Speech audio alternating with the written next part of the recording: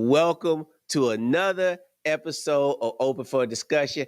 I'm your boy, C. Maurice Ball, and today I am speaking with a phenomenal, dynamic, awesome young lady who is out in this world doing big things. She's a best-selling author on Amazon. She's a professor.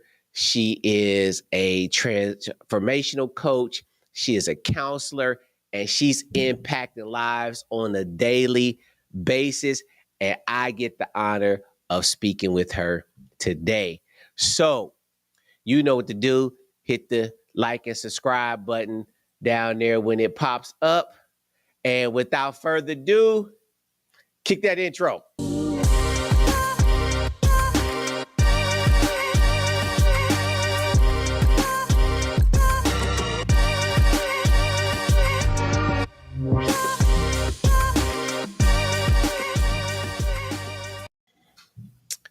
Well.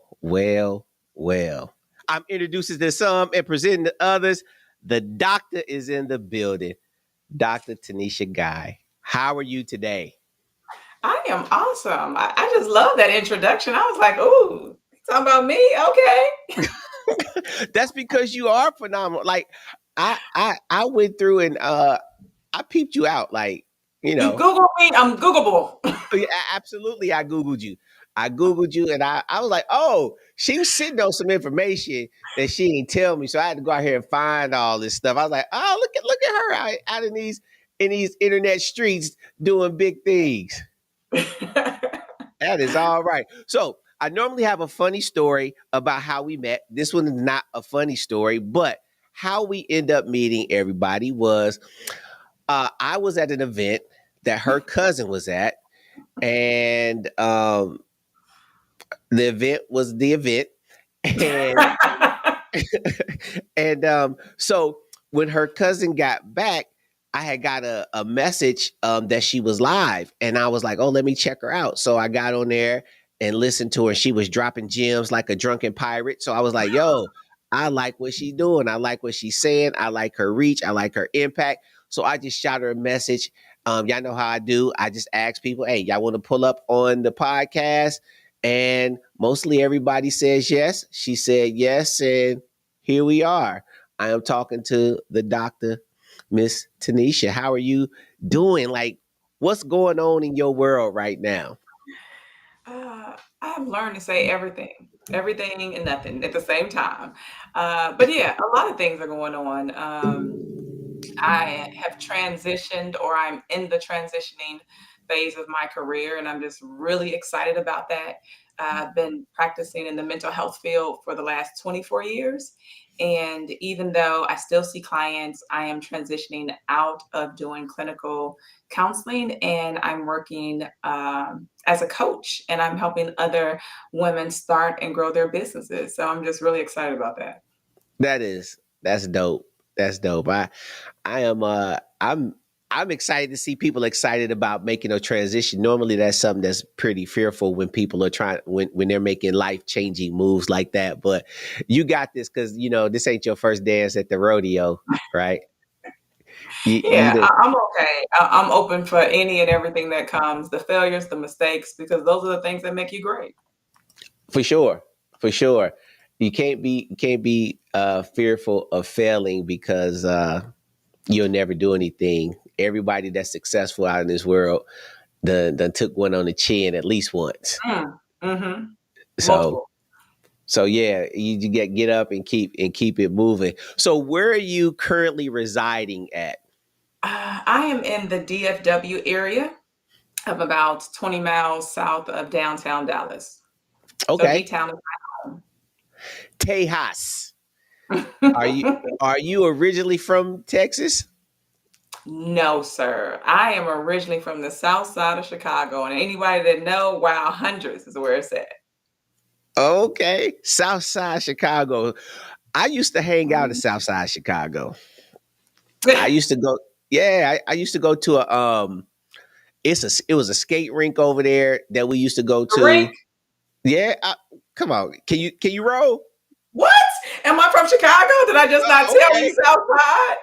Hey, Yes. I'm just saying. Hey, I know some people from Chicago that can't roll.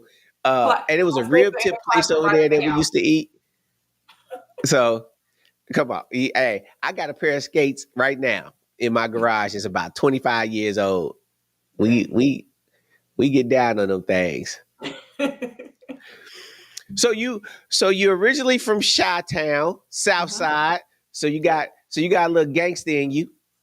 that's what they say. That I mean, that I got a few people from the South Side that I'm like, okay, y'all a little rough around the edge. Y'all polish, y'all polished, but a little rough around the Mhm. edges. And I'm like, oh, okay. You you can you'll take me out with your words, but you'll also take me out. So I, I get it. Right. We clean Yeah. up well. We clean up well. Yeah. So are in your family structure? How are you, where you fall at in the line? Are you the only child? You middle? You the oldest? Where you fall at in that So family structure? I am the only child. Um, I grew up with my mom and dad, and I was very fortunate to have both sides of my family. So I have my maternal side, aunts and uncles, my paternal, maternal, lots of support. So when they say it takes a village to raise a child, that was definitely my life experience. Okay, you the so you the so you come with Numero uno. you come with a certain set of rules because you're the baby. You're the only child. So so Yes. so the pieces on the board move a little different because yours is the only pieces on the board, even if somebody else's piece is on the board. Yes, I would say so. I didn't used to think that growing up, but now as an adult, I'm like, oh wow, my life really was different. It was different. Yeah. Um, Yeah. so I'm the youngest of three, but I was the only and the only boy, and I was the only one living with my dad. So I Mm, totally understand that. I totally understand um, being the only child. Um, yeah. yeah, we different. We built different. We're different. We We are. We are built definitely different. built different. And my son is the only child, so he's kind of built different. So you're an anomaly, you know that, right? To be raised with both parents living in the house and have both set of parents families that are active and engaged. That's an anomaly. That's not something that is normal in being raised. Again, growing up, I would hear that. I'm like, what are you talking about? Like, doesn't your family function like this? Don't you guys sit down at 5 o'clock and eat dinner together? Don't you like?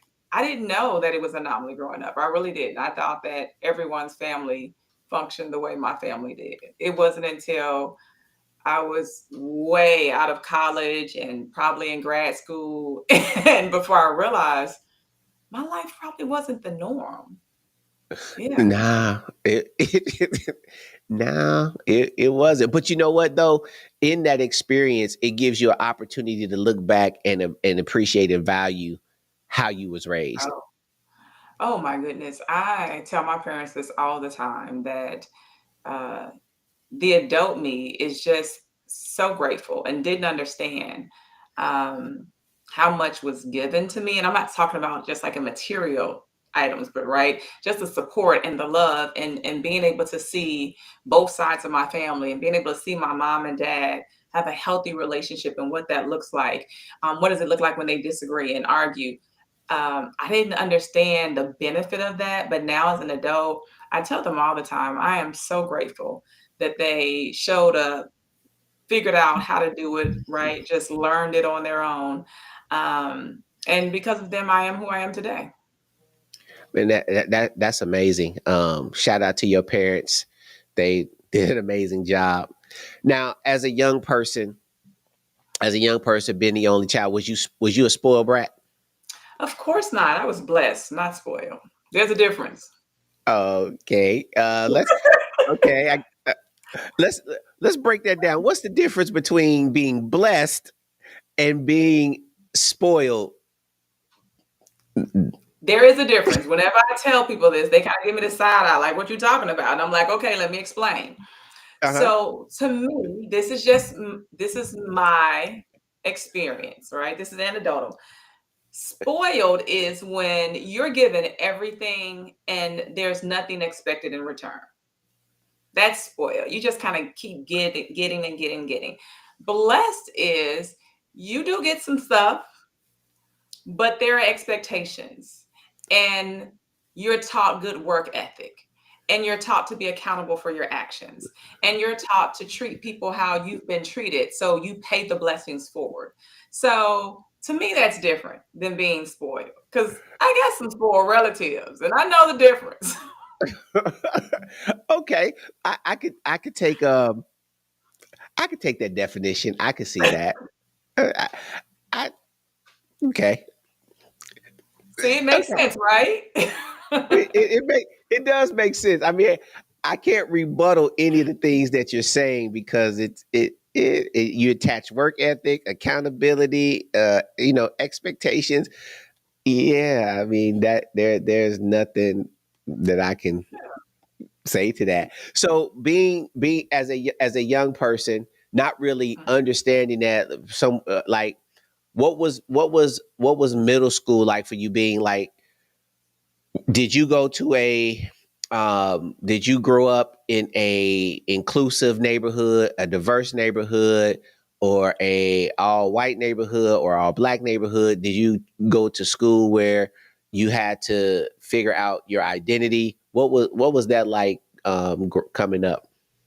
So interesting enough, even though I'm from the South Side of Chicago, my parents, I think when I was later in elementary school, seventh or eighth, they moved up to the suburbs.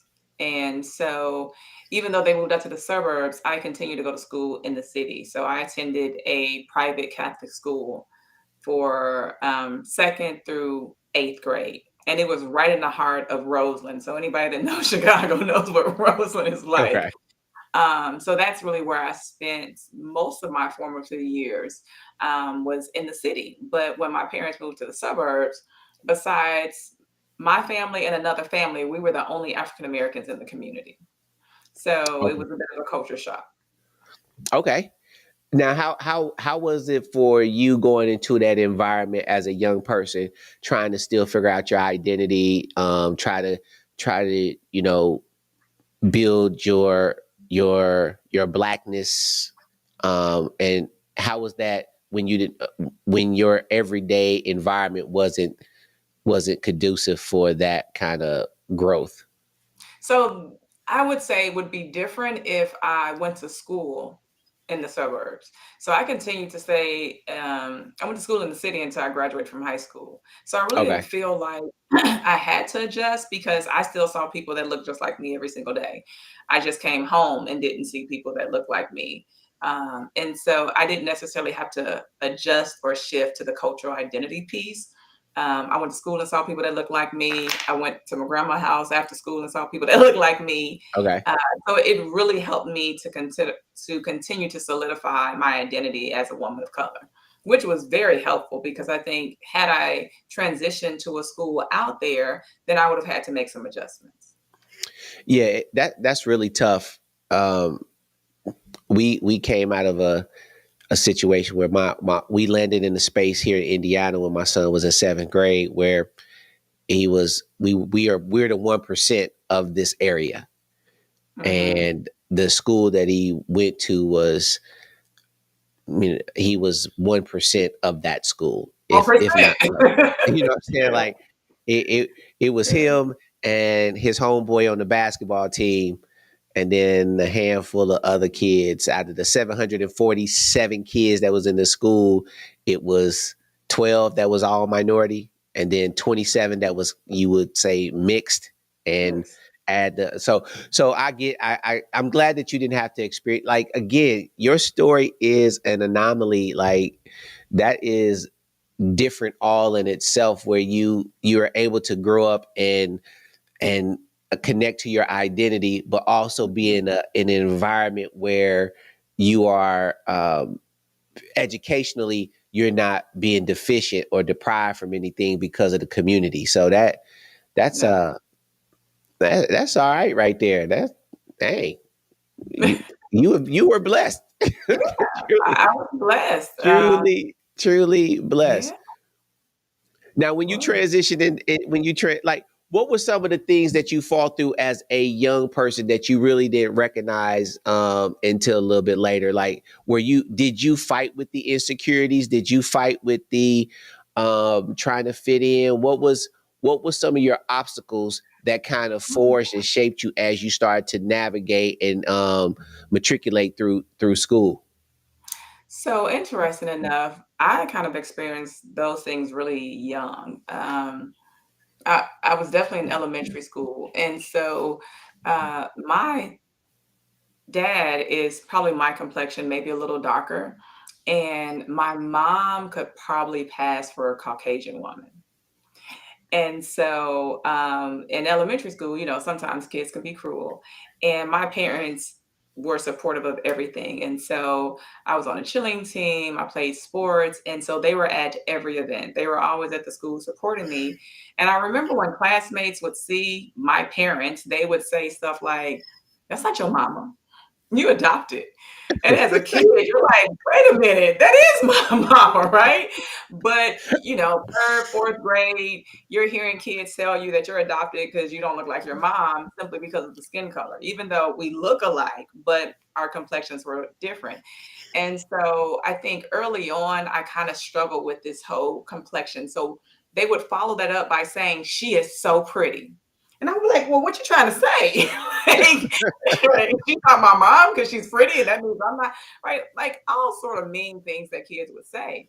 But again, that happened 3rd, 4th, 5th grade.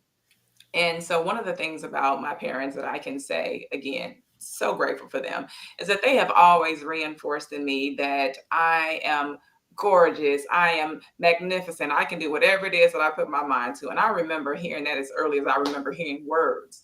And so, the days that I might have been frustrated hearing that at school, I would come home and be reaffirmed by both of my parents. And so, the older I got, it was kind of like, I'm gonna brush it off my shoulder. But then I had a very pivotal moment that just changed everything for me. I went to high school. I went to actually the only all girl African American Catholic school in the city. And so that changed things a little bit because I came out of a private elementary school, went to a Catholic high school. And so when you're at a Catholic school, you don't have a lot of things that you can compete with, right? Because you wear the same uniform and there's Mhm. all these so many things.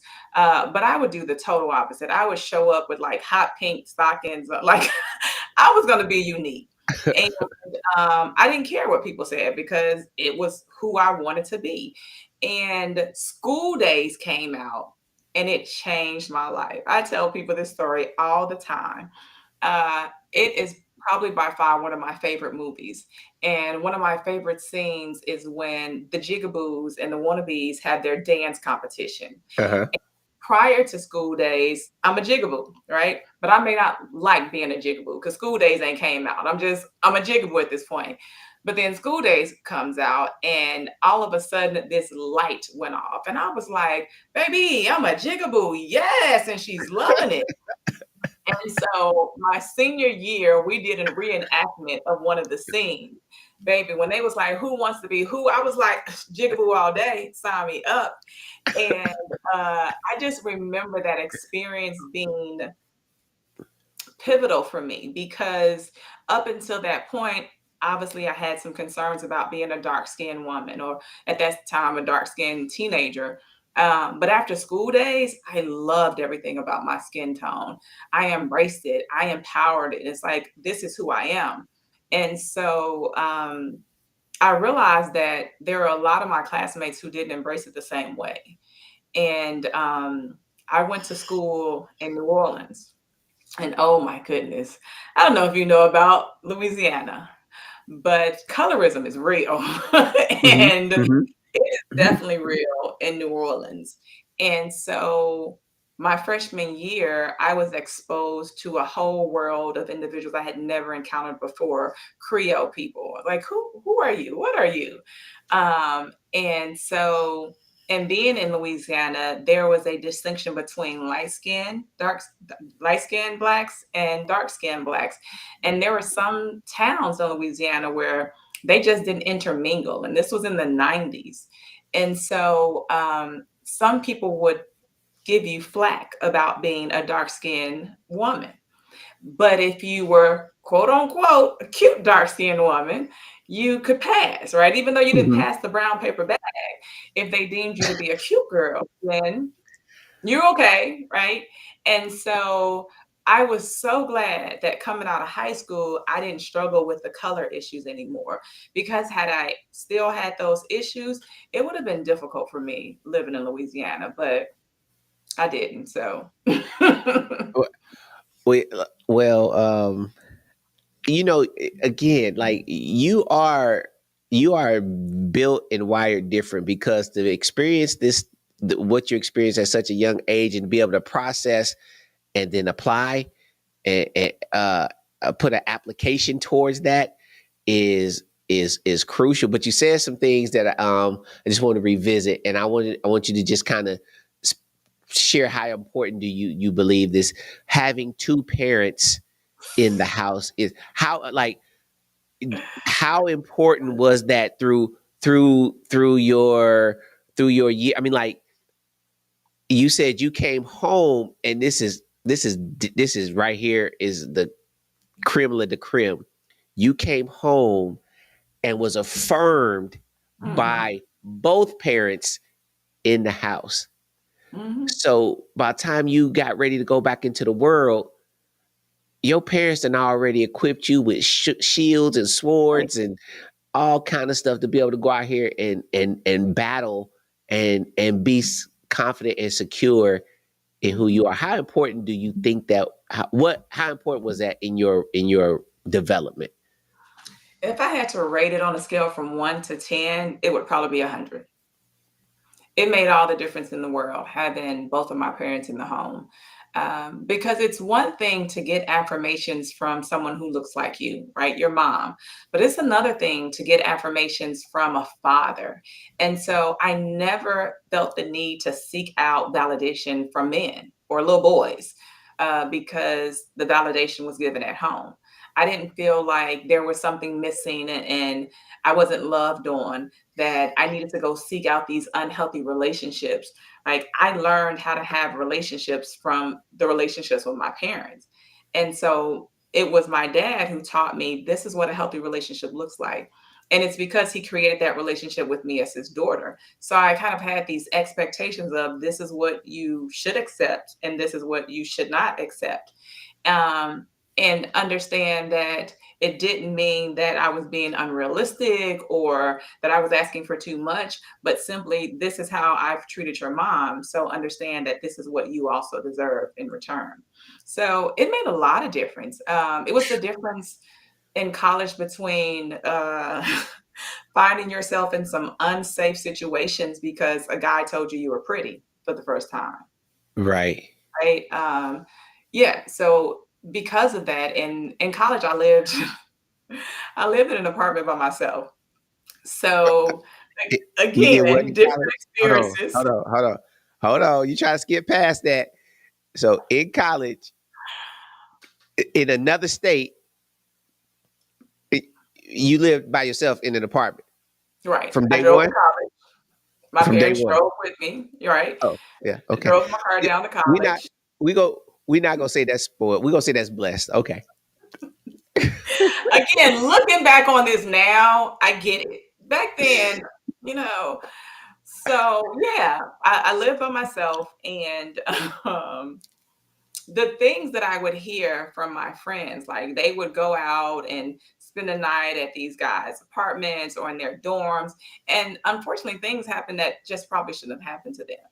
Mhm. And I was okay with having a peace of mind of minding my business and staying in my apartment.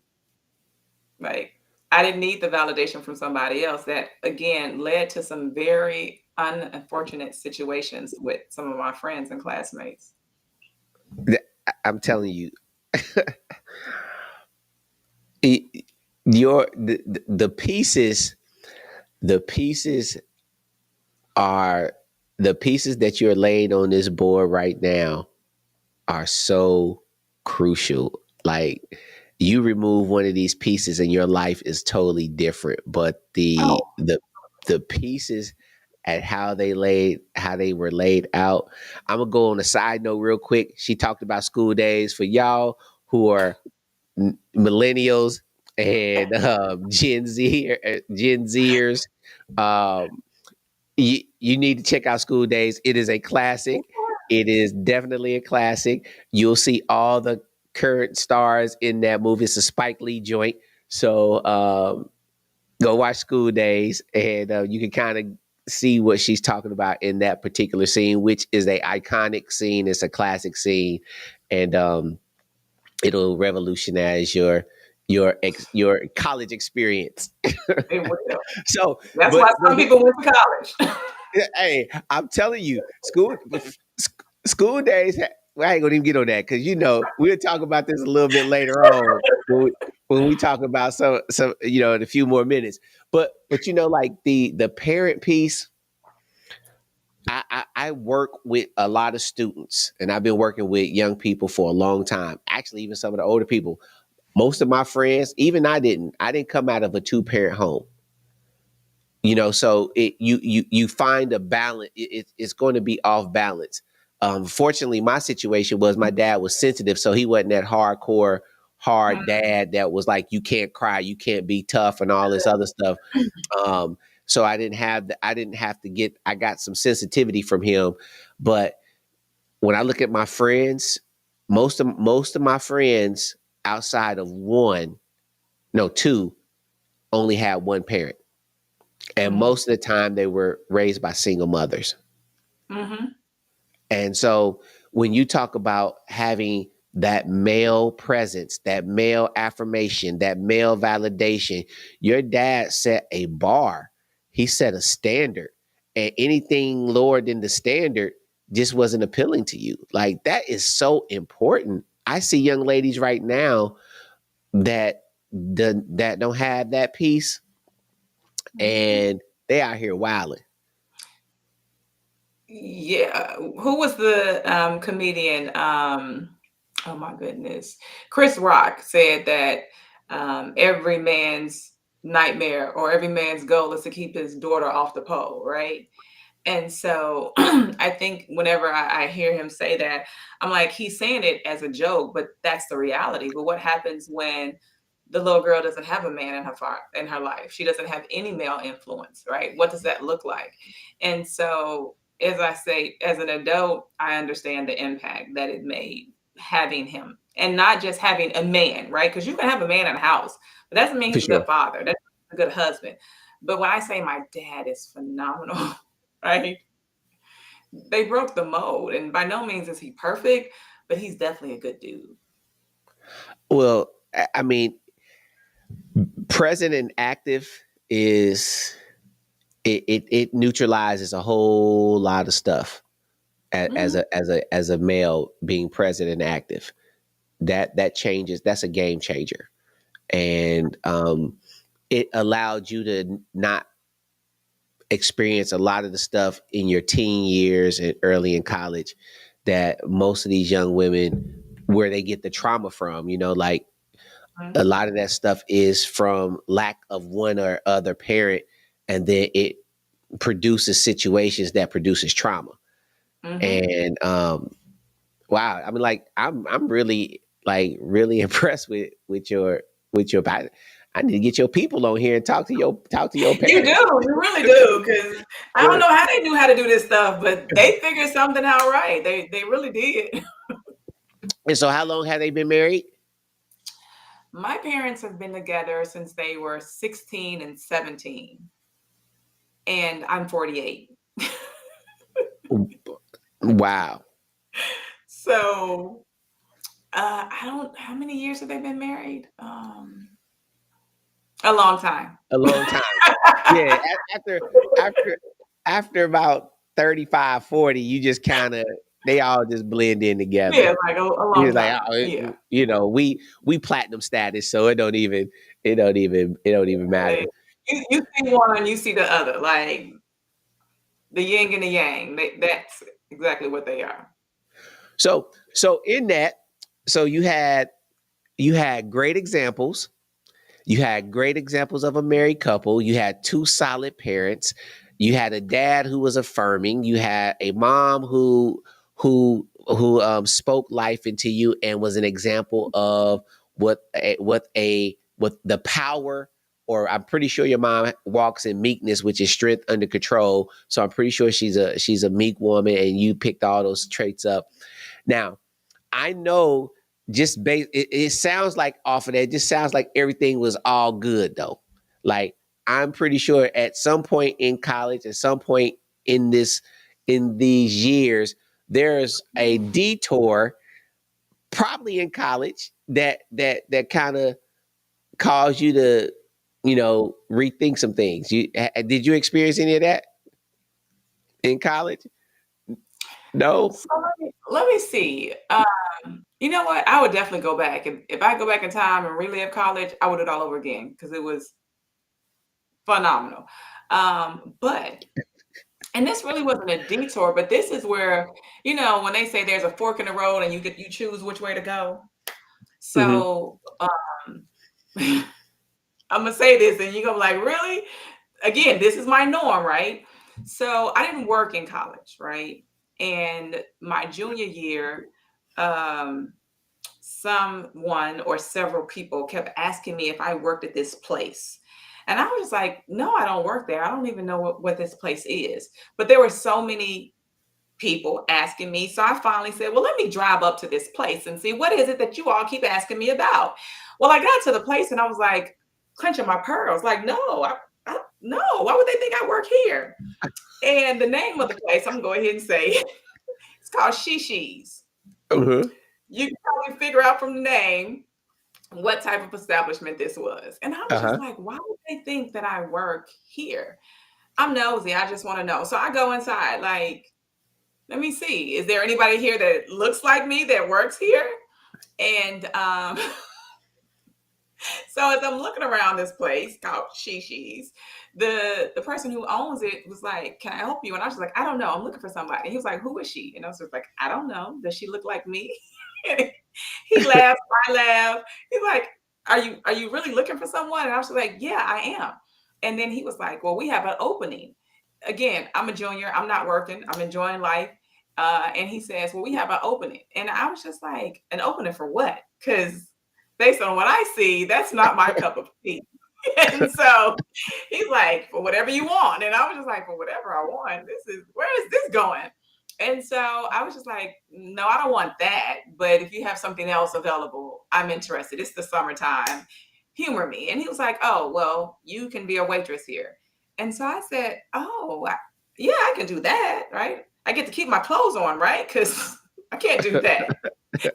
So I started working at this place now, right? Even though people thought that I was working there, but because I'm working there as a waitress, they think that I'm on the stage. And I'm like, no, you guys, I'm not on the stage. So different classmates are now coming in to actually see if I'm on the stage or not. And I'm just like, no. And so I would have these long I don't even know what they would call them, right? Questioning, I don't know what the conversations with these individuals that were there, and they would pay me. Like they would order a beer, which back then was like $2, and then they would tip me $5. I'm like, you ordered a $2 beer. Why are you giving me this $5 tip? And they would say, because I never want to see you up there. And I would say, well, you're never going to see me up there because I have a daddy. Ooh. And Hmm. that I would never get up there. Not knocking anybody that does, but that wasn't the Right. role for me. So I worked there the last 2 years. I worked there my junior year, and then I went to another one my senior year. But I loved the experience because I didn't have any exposure to that, right? Like I was this sheltered, I went to school, maybe went to a party or so, but to actually work inside of a club, I got exposed to women who had completely different lifestyles. And I Right. was, oh, oh, okay, that's different. I kind of see why you chose this path. For some women, they didn't have another path to choose, right? It was really simply about survival. And Hmm. others, they chose it because they enjoyed it. I just knew it wasn't the path that I was going to choose, but I just found so many interesting people the time that I was working there. I learned so many different stories that I was like, wow, I could have never imagined that that could have been someone's life, because back then I didn't have it. I didn't understand the concept of empathy. So I'll say that was the crossing the road for me in college. Like, I didn't have any major, again, I'm gonna go back and say blessed. I didn't have any of those major experiences. I don't drink to this day. I didn't drink in college. I was always the designated driver. And so for me, I think that kept me out of a lot of harm's way because I didn't drink. And I Mhm. wanted to make sure that I knew what was going on at all times. And even if my friends were drinking, I wanted to know what was going on with them so that I could protect them. So I can't really say, other than meeting those individuals when I worked in the nightclub, that for me it was confirmation, you're gonna always take this track and never that one. So Wow, that's man. God had God's hand and favor has been all over you. So where'd you end up going to college? You said Nawlins. Where'd you go? yes, I did my undergrad degree at Dillard and my master's degree at Xavier. Okay, Dillard. Is that where you? Now you are part of an organization, right? Yeah, Which absolutely. organization are you a part of? I am a part of Delta Sigma Theta Sorority Incorporated. Oh, okay. What? So we kind of talk. So I'm married to uh, one of your sorors, and so yeah, I told her. I told her, and she said she was going to pop her head in here, but I don't think she is. But so you pledged Mhm. non hazy organization, right? Because that's not Correct, what I do. correct. Absolutely. And so, what years were you in college? Were you in college during Freaknik years? Yeah, absolutely. W- Uh-huh. w- I Was you saw at a few Freaknik? Freakniks. I did. Even at Freaknik, this is what I'm gonna say. So even at Freaknik, I'm gonna say I knew the guy had a plan for me that did not consist of being on nobody's videotape or camera, even in the 90s. So yeah, she was there, but she was definitely an onlooker bystander. Like, you sure you want to do that? You know that's gonna be on video. You know, okay. So, what years were you at Freaknik? I was down there in '93. '93 was probably the best year out of all the years. 93, 94, 95, and the last year I think was 96. Oh, so you right before it changed and started getting crazy. Yeah. Uh-huh. Okay. Yeah. You walked the straight and narrow path for real. I'm telling you, always the designated driver, the person, right? You know, like when you're drinking and you're intoxicated, obviously your inhibitions are lessened, right? So you say things and do things that you might not normally otherwise do because now you have some liquid courage or you're just not thinking clearly. But when you're not drinking any alcohol, you can't come up to me and say nothing. Oh no, that don't make sense. Keep it moving. Like, it's plain and simple. Like, no, no. You want this? No, I want nothing that came out of your hands because I don't know you. Mm-mm. so, so you go through college, squeaky clean. Mhm. I, You yeah. you go through grad school, uh, squeaky clean, right? I keep telling you, I got a daddy. It Uh, made a you, difference. I'm, Like in the that back of my mind, on oh, one, that you remember makes how so they much. had the little commercial and the little, not the commercial, the cartoon, and they would have like the little angel on one side and Yeah. the little devil on the other side. Look here. I had two. My mama was right here. My daddy was right here. You can call them whichever one you want to call them, but they was always in my ear, like, you about to do that? You sure you want to do that? You right. I don't want to do that. Let me go ahead, take it. Go. Okay. Oh, Yeah. that is. Oh man. Wow. Okay. So Yeah. okay now. So how long have you been? How long did? When did you get your doctorate? Oh, now it's 19 years. Wow. Yeah, I finished a while. 19 years. 2000, what is it, 18? I finished in 2005. Okay. Cool. It's been a Wow. while. Okay. So were you actively dating in those moments? Oh, that's a whole nother story. Uh, no, not really. You know, this is gonna sound really strange, right? Um, so you would think that what I've just told you about my parents, that I would probably want to be married, right? But Uh-huh. growing up, when people would say, well, what do you want to do when you grow up? One of my cousins and I, we would always have this conversation with people, and she would say, I can't wait to grow up so I can get married and have twins. And I would look at her and be like, not, I can't wait to grow up and become Oprah, right? Like, I didn't want to be married. I didn't want twins. I just wanted to be Oprah and live in a high rise downtown, right? That was it. And so I didn't want to be married for a very long time. So the dating piece, I dated, but I didn't place value on it, right? I was so career driven. I knew I wanted to have my doctorate before I was 30. So I went straight through, but not straight through. There was a year that I set out from my bachelor's degree to my master's. And then there was a year I set out from my master's to my doctorate. But because I was so driven, I was on an accelerated program. So I did finish before I was 30. But now I'm done with school. I'm 30, and now it's time to get my first job. So again, tunnel vision for me now, it's all about building an empire and making sure that I can take care of my parents, because I don't have siblings to lean back on and say, so you're going to help us with the bills? I don't have that. Right. So my primary focus has always been to make sure that I was financially independent so that I could take care of myself, but also my parents. So no, not a lot of dating, a lot of mean girl stuff, but not a lot of dating. A lot of mean girl stuff. Okay. Like what?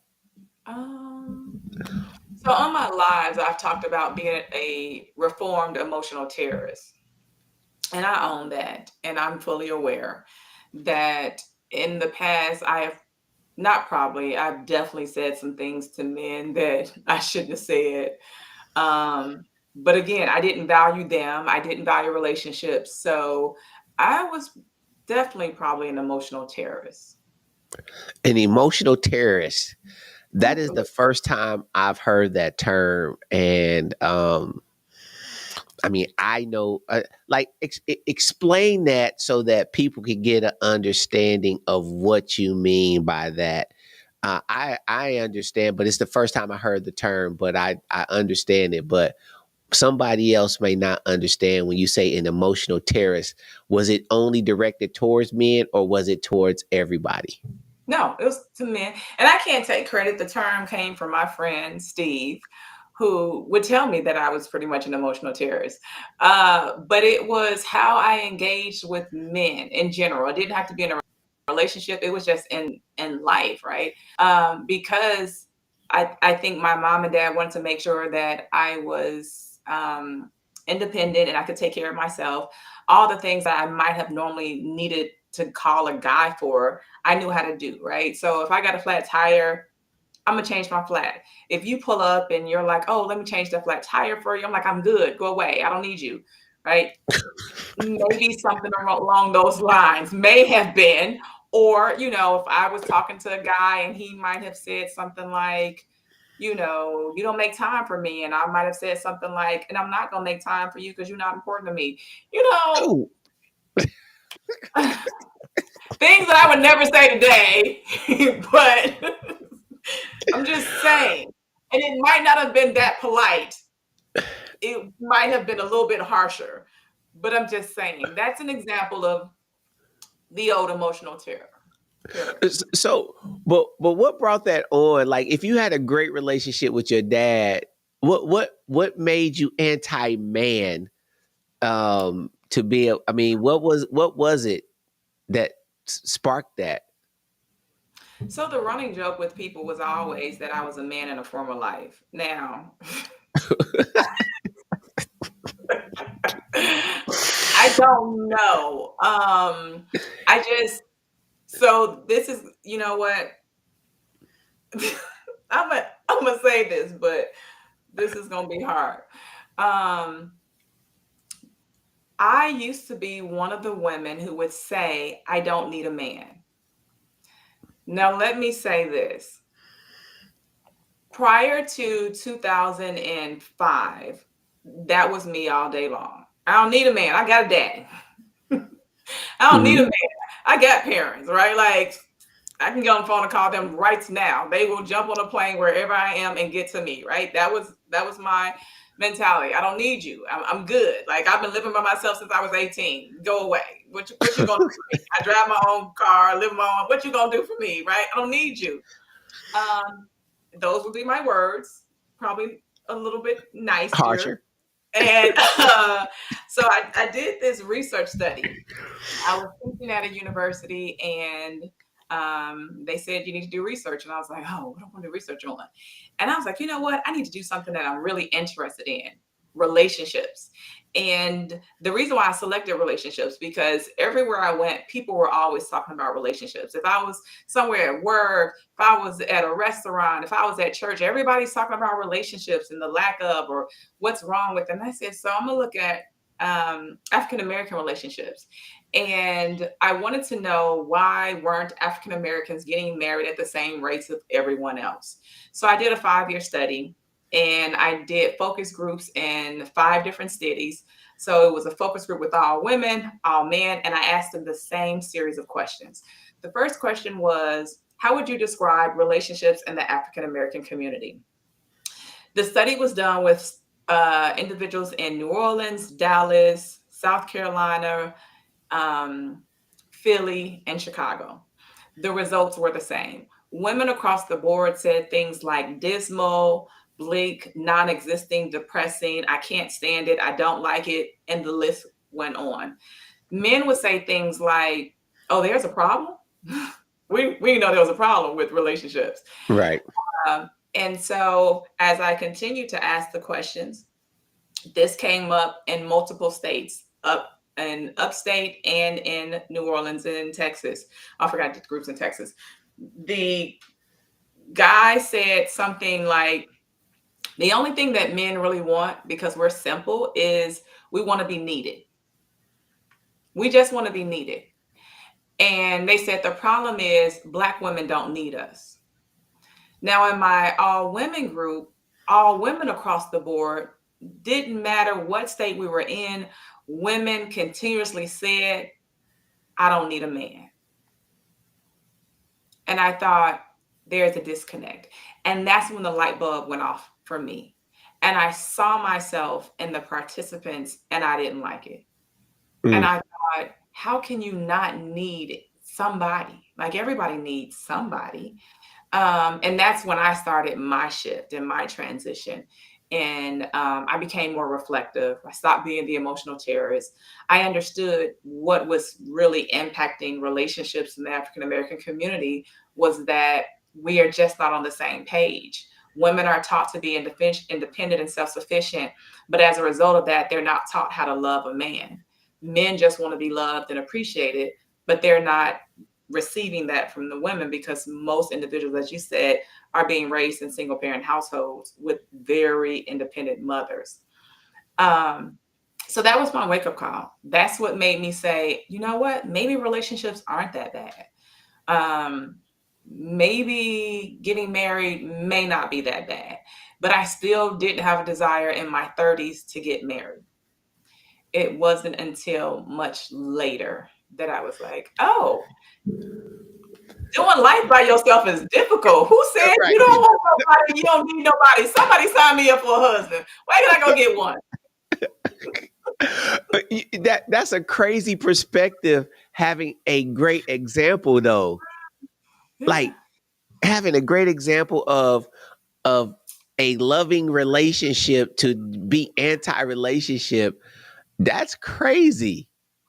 Yeah. That is crazy. Now, And do you ever think yeah. about do you ever think about when you were in your most OG status with some of the things that you were saying to some of these men, that it it may have damaged them way more than what they led you on to believe? When I tell you, I have definitely asked for forgiveness because, yeah, when I say emotional terrorists, so one of the things that I have learned, right, and people can dispute this all day long, is that no matter what woman you are or what man you are, a man is going to be physically more powerful than you are, right? I don't care if you in the gym as a woman lifting weights all day long. Men are just physically stronger, right? And so Mhm. I believe that is definitely the gift that God gave men. You guys are physically stronger, you can carry more of the burden, but that's what you need to do, right? But as women, when I tell you this tongue carries so much power, it can speak life or speak death. And unfortunately, I was not using it to speak life. And I know I did some damage. I was intentional. I wanted to do damage. Like I wanted them to feel a certain kind of way. And I didn't care. And so I am definitely regretful of those encounters. But that is probably why I show up as empathetic and caring and nurturing as I am today, because I understand the damage that you can do with your words. I like putting these pieces together, coming from a two-parent home, and then to land in that space. That's I man, like I came from a single parent, and I thought like, yo, I don't want to be married because single parent. But um, okay, Mhm. so fast forward. You get through your 30s, you climb the corporate ladder, you start your business, you start out here, you're grinding, you're doing what your heart desires. You realize like, yo, life is could be a little better if I had somebody to share all this success with. At what point did you shift and allow yourself to open up to be open to a relationship? So I would definitely say it happened in my later 30s because um, my husband and I have known each other now for 10 years, married for three, going on three this year. And so I would say probably around the shift in my late 30s. At that point, I had been in my private practice for um, 8 years, I think, by that time. I was a homeowner, like, I was traveling internationally. I was just doing everything that I really wanted to do by myself, and so, it wasn't like I woke up one day and was like, "Oh, I need a husband for this. I need to get out." Like, I really did have everything, but I realized the burden of doing all that by myself was tiresome, right? I've been Mm-hmm. doing it for so long, I just thought, "Maybe you can do this with a partner." Maybe it's not that bad. Maybe you can share your life. And the reality is, I was just selfish, right? Even though I had an amazing role model for parents, the honest to God truth is I was selfish. I didn't want to have to compromise. I didn't want to have to be like, well, let's think about your opinion and not mine. I knew I wanted what I wanted, when I wanted, how I wanted. I've lived in 6 different states. And I've been able to do that because as a single woman, you can just bounce, right? Like Right. pack yourself up, be like, I'm gone. But when you're married, you have to take another person into consideration. And I knew I didn't want to do that, right? I was too selfish to want that. But like I said, later in my 30s, I realized that, you know what? This partner thing doesn't seem all that bad, right? Like if you can do this by yourself, imagine what you can do with a supportive partner, what you can do and help him. So my mindset just shifted. Mm. So I was going to touch on this, but I'm glad that you touched on it because I know what a being an only child does, and I know that's why I say we're built different, and it don't matter how many pieces are on the board, your piece is the only piece that matters, and a lot of that ties into what you just said, being the only child, being privileged, having access to stuff creates a level of selfishness. Mhm. It It does. I I only have one child because I kind of like my life was not, as streamlined as yours, but I had a father, an active father that Mm. kept me out the streets, kept me out the gangs. I was more scared of him than anything. So Right. like so when I hear when you're talking about Right. having a having a that shoulder, I'm like, boy, if my dad got to come and get me, oh, Right. this is not going to turn out well. So I totally understand that. And it's the reason why I only have one child because he told me, he said, look, you bring a baby in here, the Jordans stop. I was like, they stop? Right. Like, no, they, He's like, because you can't afford Jordans and diapers. Exactly. And I was like, well, guess I won't be getting no diapers anytime soon because I Right. gotta keep my shoe game on point. Exactly. Mhm. And so I carried it all the way up until my 30s. So I understand the selfishness, and I still have selfish tendencies. Like here's a question for you. Now you get into this relationship with your husband. You said y'all been known each other for 10 years. How long were y'all in the courting dating stage before y'all decided to get married? Um, he proposed after a year of O- dating. Okay. Um, So how long were so y'all dating? So y'all knew each other for 10, you said 10 years prior. So how long were y'all just kicking it? Were y'all just home, like were y'all just friends in the same circles? so what happened, we were dating and then he proposed and then we had a wedding date. And then life be lifing. And Mm-hmm. so he had some things happen in his life, and I ended up getting a position outside of Dallas in Arizona. And so I took the position in Arizona, which then caused us to separate. Well, that didn't cause us to separate, but I left and he had to deal with his stuff. Uh-huh. So I was gone for 2 years, I think. Yeah, I was gone for 2 years. So then when I came back, we got back together. And then after a year of being back, we got married a year later. And y'all got married in 21? Right. So I got back in 2019 and we thought we were going to do it in 2020, but COVID happened, But the world shut life be down. happy, yeah. So we got married in 2021. Okay. Now, what was your biggest adjustment? Because you still carrying the tendencies, you still have some level of selfishness going on. It might not be full throttle 100%, but it's still there, Mhm. somewhere. What was one of the major adjustments as y'all were walking through the process of engagement up until being married? Well, even before I dated him, I was in a relationship with someone who it was every bit of a learning, teachable moment for me. And it taught me grace, how to give it. But it also taught me that, oh, men have a lot. And I need to be more thoughtful of them because they take on a whole lot of stuff. And so that really was what started my shift in the selfishness. Like I realized that I could care for somebody else other than me. And because I am a serial client who does their own counseling, I've been going to counseling since 2000. And so I continue to do my work and I continue to engage and be self reflective.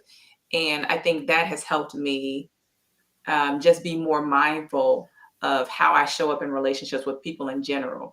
So I definitely think that being a therapist has helped me be a better wife because it allows me to be more empathetic and more caring and more nurturing than I was before. Before I didn't have the desire to do it, even though if you ask my friends, they probably would have told you that I'll give them the shirt off my back, which I would have.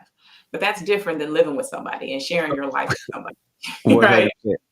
100%. But by the time my husband and I got married, I wanted to do that, right? I wanted to take care of him the same way he took care of me. So the shift was there was a desire to now actually share Mm, my life where before I just didn't have the desire. mm. Plain and simple. That Yeah. is plain and simple. And that is the tendency of us who come from these only child environments that have resource. Like I came out the hood, but I had opportunity, Mhm. so but you just don't have a desire because it's about you. And then when that desire actually gets to that point where you have a desire to be like, okay, I don't think I could be I don't think I'm gonna be selfish. I don't really know until I Let's do it, right? until I get into the situation. But I think I could share my space. I Yeah. think uh I might like it. So Yeah. I totally get it. And I've been married 21 years. So it worked out a little bit. I'm pretty sure It worked she out a lot. I'm pretty sure she'll have something different to say about that. Because we view life differently in the same marriage. So um okay, so now you But you make it married. work. Yeah, you do. You do. The thing that I want to encourage y'all, it seems like you're in a great place, you're in a great place, but the thing that helps us and the reason why we're still married is our foundation. Our foundation has and is and will always be God.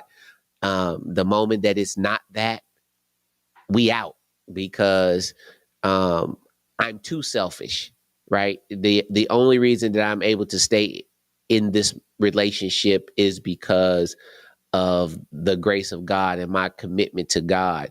Because if he's off the table, I go back to just loving me and not worrying about anybody else. And so yeah. So being married, Mhm. what was your biggest adjustment? Because y'all live, two separate locations, I'm assuming. Yes.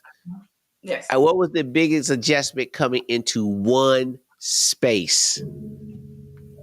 Um, that's probably why it's worked because it wasn't a big adjustment. Like my husband he's an ambivert, right? He can show up as an extrovert and do the whole crowd and people, but most of the time he's an introvert, right? Like if you just leave him by himself, he is as happy as he can be. He's a homebody. So it really wasn't a big adjustment. It was almost like he wasn't here. Like, um, yeah, it's probably, you know what? It was probably a bigger adjustment for him than Uh-huh. for me because I'm one of those people that, you gotta do a whole lot to bother me. Um, and so most things I'm just like, okay, it's just not it's not a big deal, right? Like our cleanliness is on the same page, which would definitely have been a deal breaker. So we don't have the issues with that. The things that I don't like to do or I don't do well, he does. So that really helps complement me. So I don't feel like, oh, I got to do this still.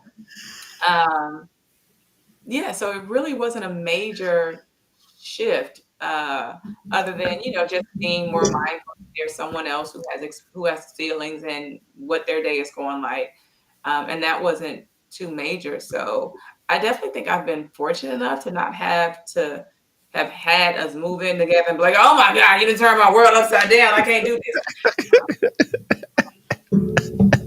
Like it's peace. That's why I like it. It's peace. This is like your story is great. It is great. I just love it. Now, a lot of people that follow you, they're not going, they see you right here. So to be, they see the shiny side of it. They don't know the grind and the hustle and what it took for you to be where you are. And hopefully this give them some kind of insight to your journey and to your story. And my hopes is that whoever hears this, whoever listens to it, can find some kind of inspiration out of your life. That's the reason why I do this, is because I know that the grind and the hustle and life happens to everybody. Mhm. And good situations, bad situations, good people, bad people, however that is. And I just want, something from your life to be able to inspire somebody else to say, if she did it, I know that I can do it as well. And I just love your story. Like, you are an anomaly for sure, 100% anomaly. You know, I do want to say, one of the things that I've learned is that, as I said, I sacrificed a relationship because of my career. Hmm. And so when I was in school, when you were like, well, what about dating? There really wasn't a lot because I was so tunnel vision. And I think that women really do have to figure out how to find that balance or choose a sacrifice. And so for me, it was easy. I knew that I was sacrificing being somebody's mother or wife to get this goal. And I sacrificed a lot of time with family members and friends. I just didn't see them while I was in school because I was trying to get the degree. And then once I got the degree and I started building the career, I still had to sacrifice because now I'm building this career. Then I started a business. And it amazes me. I mean, I love how people on social media talk about entrepreneurship and you should be an entrepreneur. You should start this business and be a boss babe. But I don't like how they talk about the truth side of it and how building a business is just not easy. And you put more hours into your business than you will ever put into anybody's 9 to 5. For And if sure.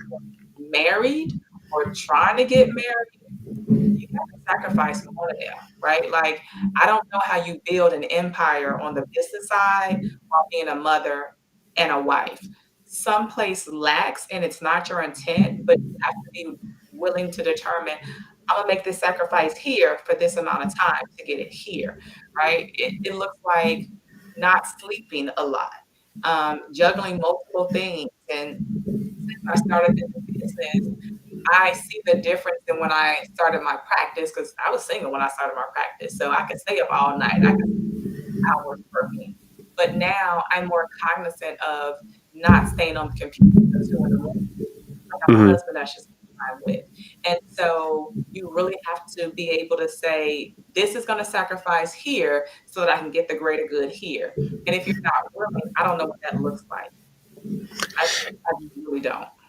It's very difficult to it's this work life balance piece. It's very difficult when we kind of we got married. No, actually, we opened a business before we got married, and my wife was a cosmetologist by trade. Then we opened up she opened up her own hair salon, and then we just kind of been in business since then, doing different things. But then when she became a mom, a lot of that stuff had to shift, and Mhm. she decided to go after and get her masters, and then all this, you know what I'm saying? So juggling life, juggling, trying to stay married, trying to make sure that I'm good, writing papers every other day, making sure that our son is engaged, still trying to climb the corporate ladder and all that other stuff at the same time, still running a business. So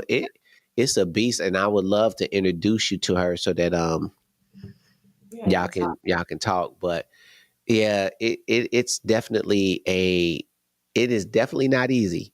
It is definitely not easy. It is um as you try to give everything, you're going to be spinning plates. And the spinning plates piece, sometimes some of them plates might fall. And Yeah, some they and do. sometimes you got to let, for your mental piece, you got to let some of those plates fall. So now you're a licensed therapist.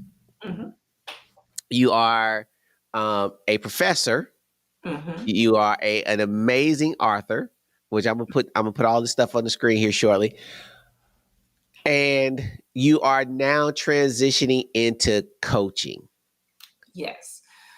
For the last 3 years, I am shutting down the practice slowly, and I've been coaching other therapists who want to. Now, I've been helping therapists build their private practices for 10 years at least, but now I'm actually transitioning to do that full time.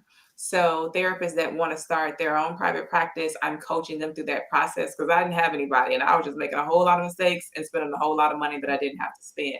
Hmm. So this is the lane that I want to sit in for a while, and also helping other women who want to be coaches get their businesses started up and running. So that's kind of where I'm spending my energy these days. Okay. Okay. How's it? How has that transition been going for you?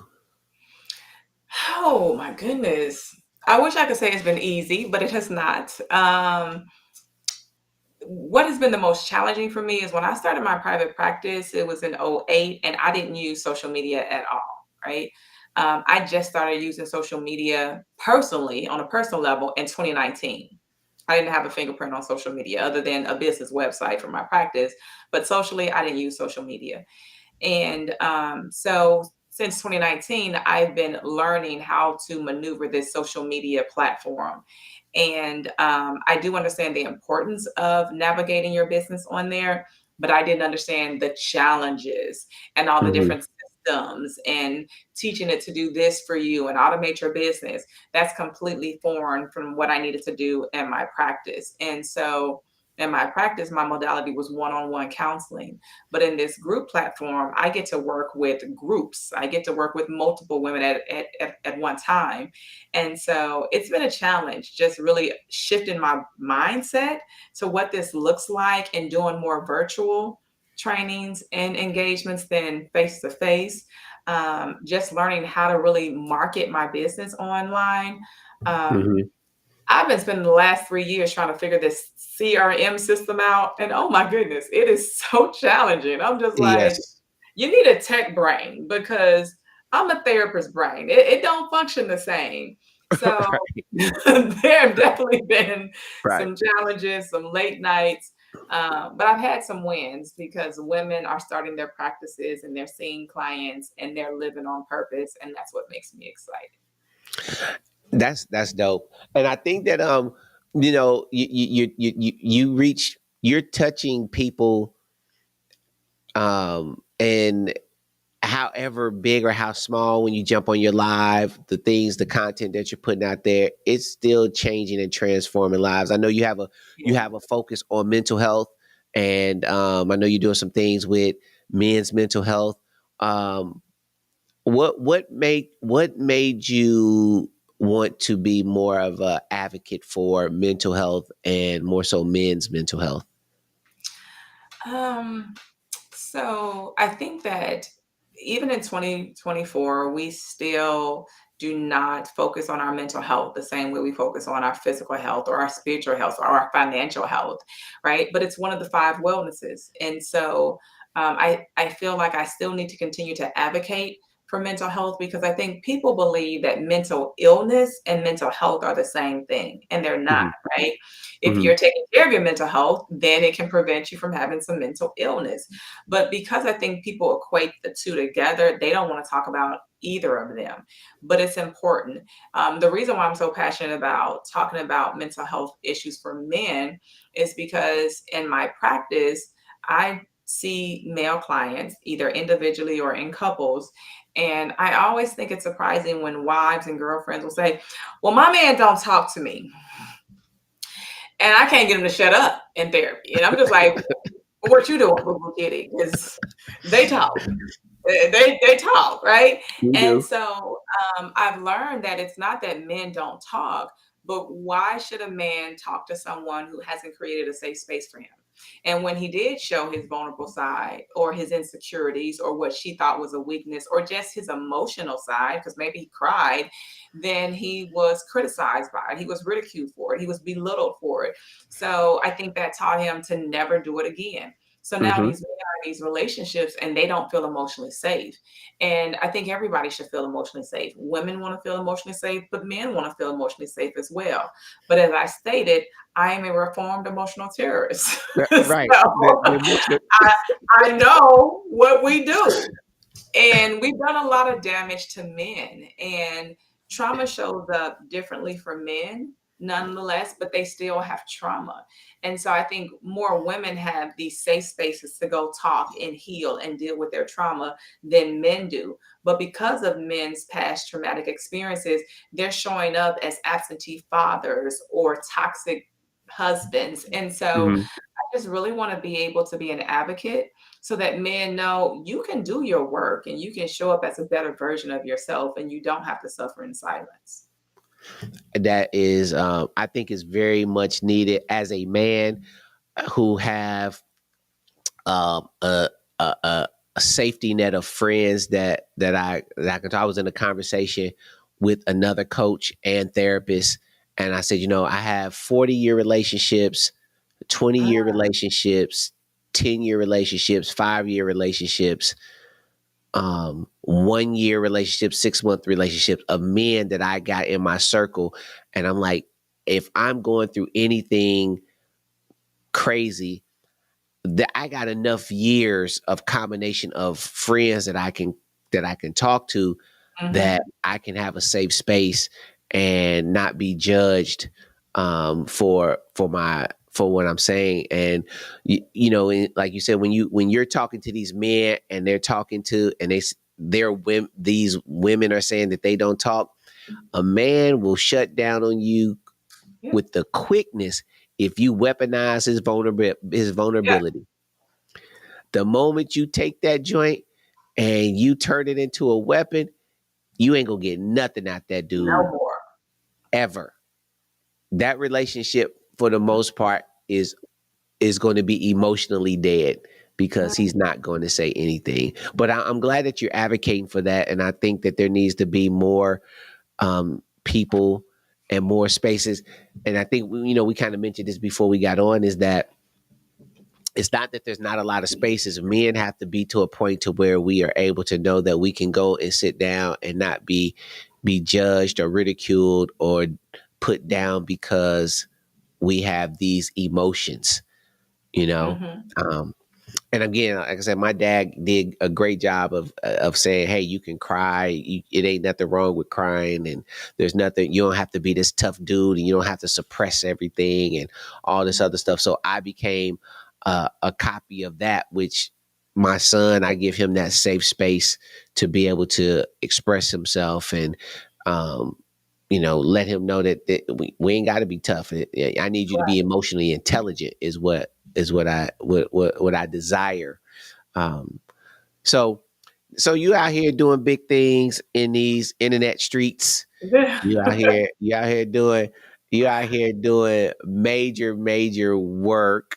And congratulations on taking that leap of faith into walking away from your baby. Cause I know you birthed it out and you watch it grow and watch it mature. And now you're saying, okay, I'm going to do something else, create another baby. Um, Yes. so, so look, y'all need to follow her. Go on TikTok and check her out. Look at her. Check her. Check out all her stuff. I'm telling you, like, I kind of combed through and not kind of. I went through everything. Now, this is her TikTok page. Definitely go follow on TikTok. She's dropping gems on TikTok for free. Um, I didn't want to put that, but she For also free. has a coaching. This is her coaching website. It's a beacons.ai/Dr. Tanisha Guy. And on this page right here, you will find everything that she does: her books, her coaching sessions, her free calls, all the things that she offer is on this particular site right here.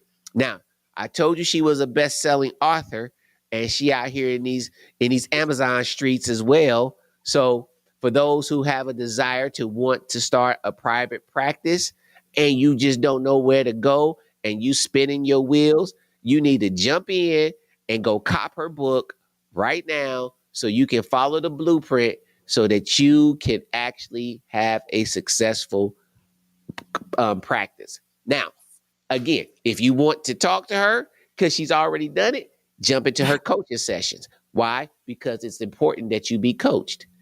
Now, you got to get this book. Stop hearing and start listening. Come on. She out here doing she out here doing big things. Big things. And jump on her personal website right there. Now, I'm gonna spend a little few minutes just talking about her real quick. And we just recently met not too long ago, and I've thoroughly impressed with the level of her professionalism, the things that she said. I've jumped in her live a couple of times, several times actually, and engaged with her in her live. She's an amazing person. Now, don't be afraid to jump in and go on her website and book you a consultation. Do not be afraid to do that. Why? She already where you want to be at. She got the goods.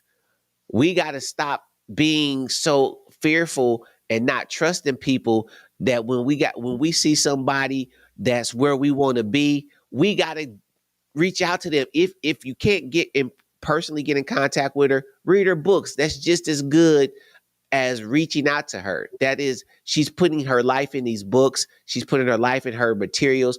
You might as well go ahead and cop the materials so that you can be engaged, so you can move where you need to move to.